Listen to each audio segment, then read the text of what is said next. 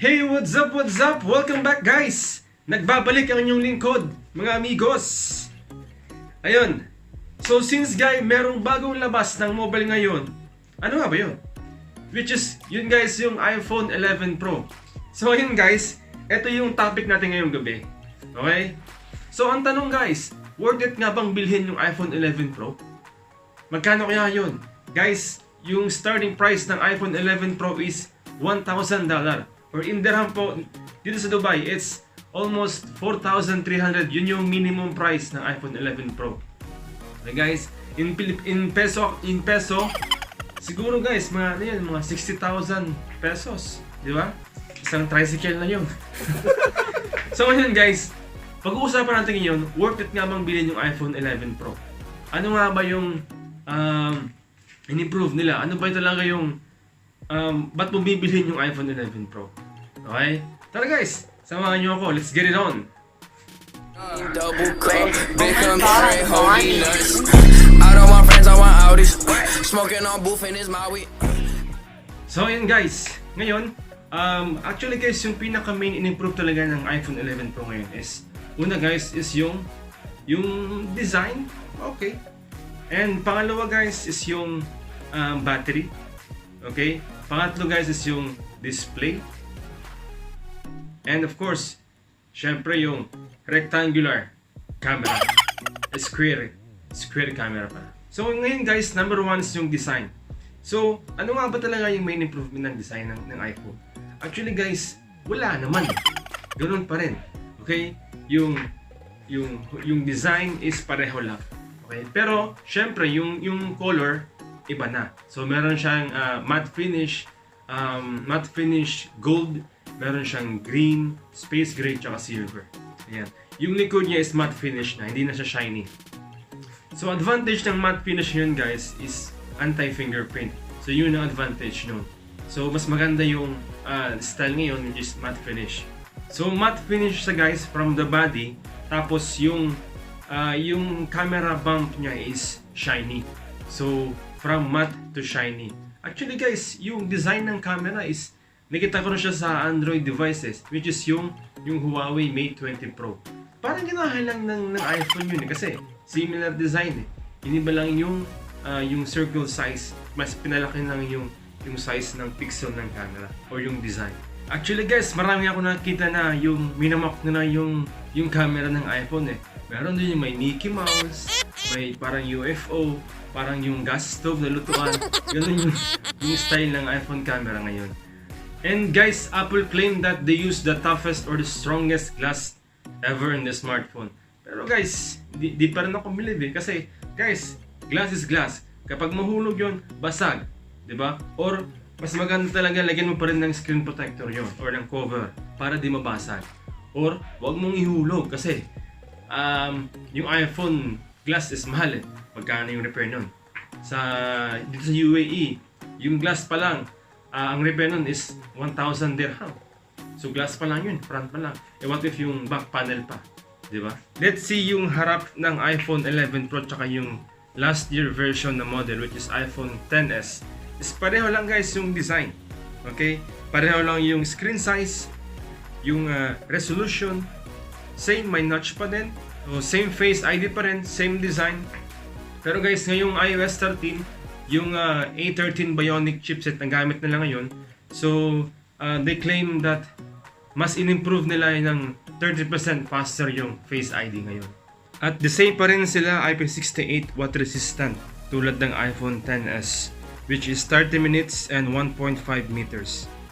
Pero medyo makapal guys yung iPhone 11 Pro kumpara sa iPhone XS, tsaka medyo mabigat din. So medyo mabigat yun guys kasi in-improve nila yung battery performance, which is yung iPhone XS last year model is 2,658 mAh lang, which is yung iPhone 11 Pro battery is 3,190 mAh battery.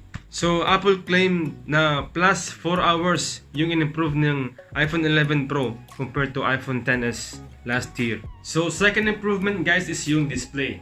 So actually guys, ang advantage nito is it can hold a higher 800 nits of brightness and can pick up to 1200 nits which is guys is very impressive. Actually guys, kapag ginamit mo siya in indoor and outdoor, talagang napaka-linaw ng screen ng gamit ng iPhone 11 Pro. Kahit guys, i-gamit mo siya sa gabi o sa umaga, sobrang linaw guys. So guys, let's talk about yung specs.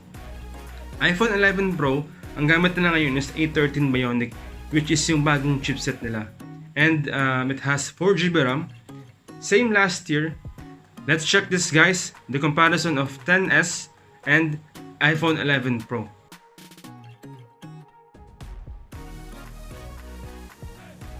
So guys, ngayon let's talk about camera. Actually guys, yung iPhone 11 Pro, ngayong year, doon sila nag-focus sa camera.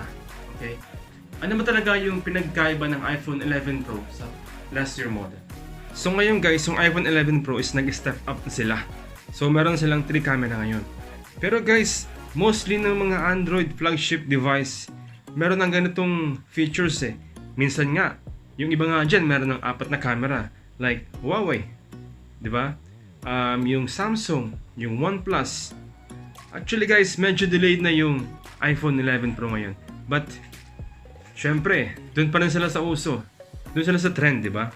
So ngayon guys, meron na ring triple lens camera yung iPhone 11 Pro, which is meron siyang 12 megapixel wide main camera, which is 1.8 aperture with optical image stabilizer. Tsaka guys, yung pangalawa, 12 megapixel telephoto with f2.0 aperture with optical image stabilizer din, and 2x optical zoom.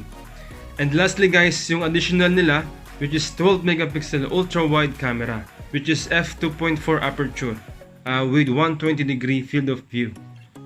So compare guys sa last year model, which is iPhone XS, meron din yung 12 megapixel main camera and 12 megapixel telephoto. So basically guys, yung additional na camera ngayon is yung ultra wide angle lang, which is meron siyang 120 degree field of view. So one more additional features guys ng iPhone 11 Pro is yung night mode. Finally guys, meron na rin night mode yung iPhone 11 Pro. Basically guys, sa lahat ng flagship device, Huawei, Samsung, OnePlus, and Google Pixel, lahat yun guys ando na eh. LG. So, hindi na rin bago guys yun. Pero, the way na in-improve nila yung night mode ng iPhone is masasabi ko na approve.